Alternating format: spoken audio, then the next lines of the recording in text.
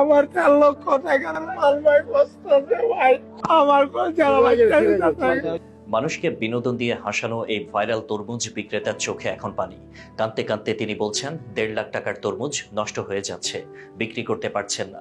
Viral হওয়ায় সবাই এখন তাকে নিয়ে ভিউ ব্যবসা করতে ভিড় করে তার দোকানে, কিন্তু কেউ কেনে না তার তরমুজ।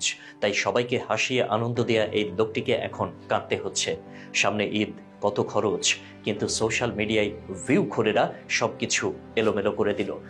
সবাই ভিড় জমিয়ে ভাব করে তারা লোকটির জন্যই এসেছে, কিন্তু আদতে সবাই এসেছে একটু ভিডিও করে লোকটাকে ব্যবহারের জন্য।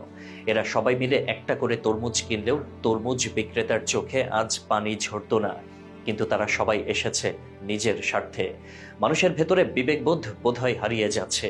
এই মানুষটাকে নিয়ে সবাই যেভাবে তামাশা করছে, মনে হয় তিনি যেন চিড়িয়াখানার দর্শনীয় বস্তু। সবার হাতে মোবাইল, সবাই তাক করে ধরে ভিডিও বানাচ্ছে, অনেক ভিউ হবে।